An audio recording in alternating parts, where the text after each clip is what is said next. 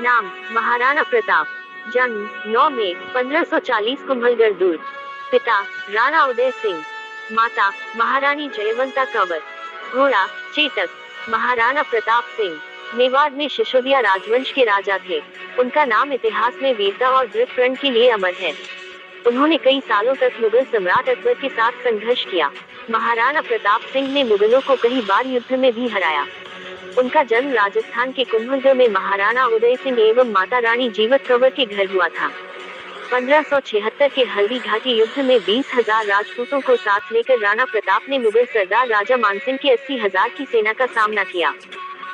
शत्रु सेना से घिर चुके महाराणा प्रताप को झाला मानसिंह ने अपने प्राण देकर बचाया और महाराणा को युद्ध भूमि छोड़ने के लिए बोला। चेतक पर सवार होकर महाराणा प्रताप युद्ध भूमि से दूर चले गए। प्रिय अश्व चेतक की भी मृत्यु हुई। यह युद्ध तो केवल एक दिन चला, परंतु इसमें 17,000 लोग मारे गए। मेवाड़ को जीतने के लिए अकबर ने सभी प्रयास किए। महाराणा की हालत दिन प्रतिदिन चिंतित हुई। 25,000 राजपूतों को 12 साल तक चले उतना अनुदान देकर भामा शाह भी अमर हुआ। आरंभिक जीवन। महाराणा प्रताप का जन्म कुंभलगढ़ दुर्ग में हुआ था। महाराणा प्रताप की माता का नाम जयताबाई था, जो पाली की सोनगरा अखेराज की बेटी थी।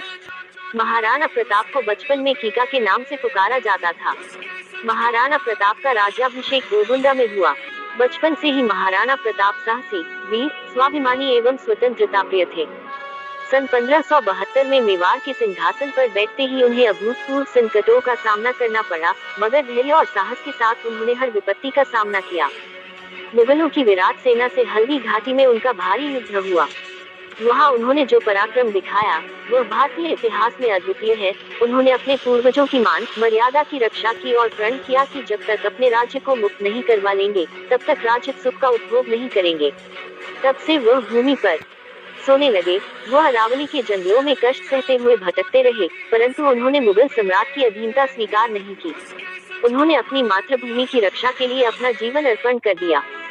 महाराणा प्रताप को बचपन में ही ढाल तलवार चलाने का प्रशिक्षण दिया जाने लगा, क्योंकि उनके पिता उन्हें अपनी तरह कुशल योद्धा बनाना चाहते थे। बालक प्रताप ने कम उम्र में ही अपने अदम्य साहस का परिचय दे दिया था। जब वो बच्चों के साथ खेलने निकलते तो बात बात में दल का गठन कर लेते थे। दल के सभी बच्चों के साथ साथ वो ढाल तलवार का अभ्यास भी करते थे, जिससे वो हथियार चलाने में पारंगत हो गए थे। धीरे धीरे समय बीतता गया, दिन महीनों में और महीने सालों में परिवर्तित होते गए। इसी बीच प्रताप अस्त्र शस्त्र चलाने में निपुण हो गए और उनका आत्मविश्वास देखकर उदय सिंह फूले नहीं समाते थे।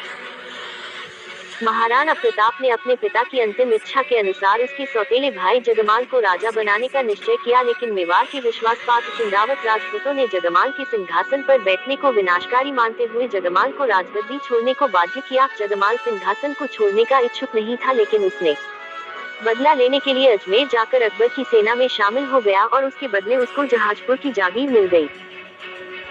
इस दौरान राजकुमार प्रताप को मेवाड़ के 54वें शासक के साथ महाराणा का खिताब मिला। महाराणा प्रताप के कायल में दिल्ली पर अकबर का शासन था और अकबर की नीति हिंदू राजाओं की शक्ति का उपयोग कर दूसरे हिंदू राजा को अपने नियंत्रण में लेना था। 1567 में जब राजकुमार प्रताप को उत्तराधिकारी बनाया गया, उस वक्त उनकी उम्र केवल 27 वर्ष थी और मुगल सेनाओं ने चित्तौड़ को चारों ओर से घेर लिया था। महाराणा प्रताप ने वीरता का जो आदर्श प्रस्तुत किया वह अद्वितीय है। उन्होंने जिन परिस्थितियों में संघर्ष किया वे वास्तव में जटिल थी, पर उन्होंने हार नहीं मानी। यदि राजपूतों को भारतीय इतिहास में सम्मानपूर्ण स्थान मिल सका तो इसका श्रेय मुख्यतः राणा प्रताप को ही जाता है। उन्होंने अपनी मातृभूमि को न तो परतंत्र होने दिया, न ही कलंकित। विशाल मुगल सेनाओं को उन्होंने लोहे के चने चबाने पर विवश कर दिया था। मुगल सम्राट अकबर उनके राज्य को जीतकर अपने साम्राज्य में मिलाना चाहते थे, किंतु राणा प्रताप ने ऐसा नहीं होने दिया और आजीवन संघर्ष किया।